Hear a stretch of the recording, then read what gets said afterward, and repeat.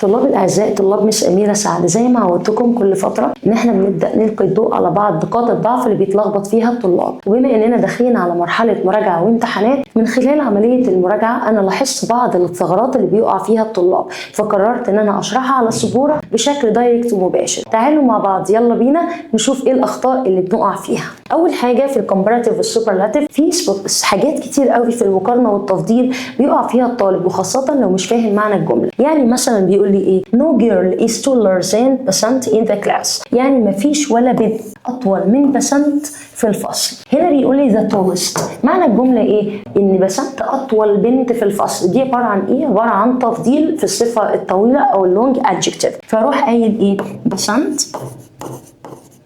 is the tallest girl.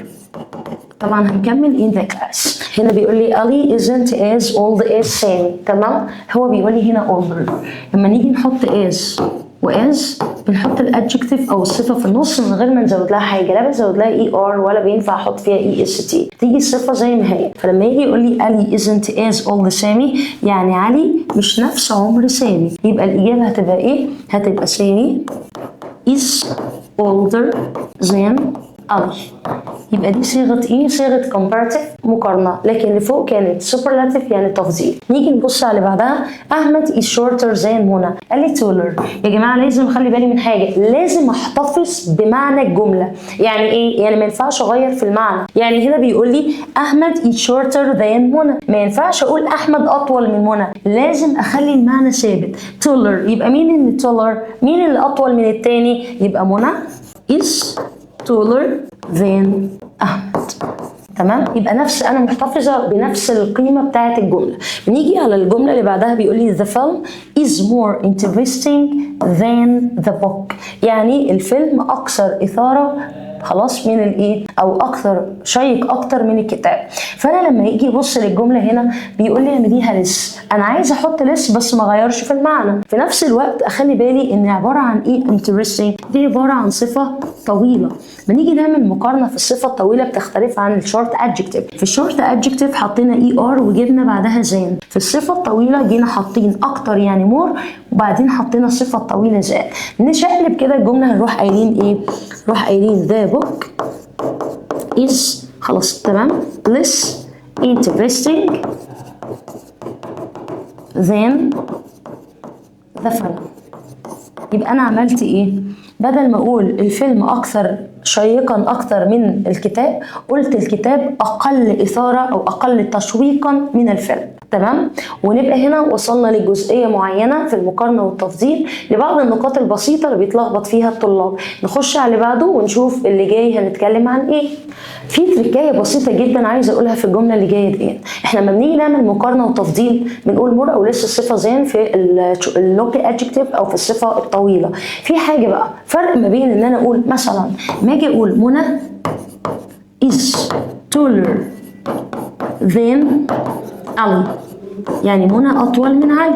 ده كده ايه؟ الفرق الطبيعي اللي هي نسبه وتناسب ما بين علي وما بين منى. لكن لو انا جيت قلت مثلا انا بقول منى اطول من علي، يعني ممكن منى هنا تبقى 120 سنتيمتر او 120 سنتيمتر، وعلي ممكن يبقى 110 سنتيمتر، فالفرق مش كبير. طب افرض انا عايزه اقول ان الفرق كبير جدا ما بين منى وعلي، او عامه الصفه المقارنه فيها فرق كبير، بنروح حاطين 2 prefix او بنبدا نحط حاجه قبل صيغه المقارنه، وهي ايه؟ قبل ما اجي اقول هنا بيقول the tablet is cheaper than the mobile، يعني ايه؟ التابلت ارخص من الموبايل، يعني التابلت رخيص والموبايل غالي. معنى كده لو انا جيت شقلبت الجمله هقول ايه؟ الموبايل اغلى بكتير من التابلت. فانا عايزه اقول ماتش ممكن استخدمها في ايه؟ ماتش ممكن استخدمها ان انا احطها قبل صيغه المقارنه عشان تعمل فرق كبير في الصفه. يعني مثلا لما اجي اقول منى is taller than علي، هي الفرق ما بينهم بسيط، لو الفرق كبير جدا هروح قايله منى is much taller than علي، يعني اطول بكتير. نفس الفكره هنا، هنعمل مقارنه عاديه جدا جدا ونحط قبلها ماتش. يعني ايه؟ اروح قايله the mobile، الموبايل انا هقلب على فكره الادجكتيف بتاعي هنا في cheaper، فانا هجيبها much more expensive، كاني بعمل مقارنه عاديه جدا expensive than خلاص the tablet. يبقى انا عملت ايه؟ رحت جايه قايله ان الموبايل اغلى بس بكتير جدا من التابلت، اللي هو تديني في الاخر ان التابلت ارخص من الموبايل، بس ماتش بتعمل فرق شاسع في الصفه، في صيغه المقارنه او الكومباراتيف، بدل ما اقول اطول من اطول بكتير، دي حاجه اسمها فرق ايجابي، فرق ايجابي، لان في السلبي في حاجات ممكن نقول فرق طفيف، فبنقول حاجه اسمها a bit مثلا او a little. فاحنا هنقتصر على الجزئيه دي، ان ماتش لما نيجي نحطها قبل المقارنه الطويله يبقى تيجي قبل مور او لس الصفه زين، قبل المقارنه في الصفات القصيره يبقى قبل الصفه اللي فيها اي ار وبعدها زين. دي برده كانت جزئيه عايزه انوه عليها او الفت نظر الطالب ليها، عشان لو جات لك في امتحان لازم تفهم معنى الجمله. هنيجي على جزئيه قاعده اف، وجينا نوهنا على قاعده اف الحاله الثانيه اللي بستخدمها في النصيحه if I wear you بتساوي بالظبط should plus infinitive. فانا لما اجي اقول ايه if I wear you هنشيل بقى should خالص، نعمل كوما واروح قايله ايه بقى if I wear you، اروح قايله if I wear you I خلاص. هنا حاله ايه تانية، نروح قايلين ايه would، يبقى I would study I would study hard، دي بستخدمها في النصيحة اللي هي هتساوي ايه؟ هتساوي you should study hard. يبقى هنا استخدمتها advice، هنا استخدمتها second condition في قاعدة if اللي هي النصيحة. في جزئية برضو او البوينت اللي جاية برضو استخدام قاعدة if، امتى استخدمها؟ في حالة وجود جملة فيها روابط زي مثلا so وزي مثلا because. امتى استخدم so وامتى استخدم if؟ اول حاجة لما يديني جملة زي اللي احنا شايفينها اللي هي ايه he arrives late، هو وصل متأخر، so he doesn't meet us، وبالتالي هو مش هيعرف يقابلنا. فانا هاجي استخدم if اذا جبت قاعده if وانا مدياك الجمله في زمن present simple، بروح جايباها second condition ونوهت على الجمله دي الجزئيه دي قبل كده واتكلمت عليها في فيديو سابق.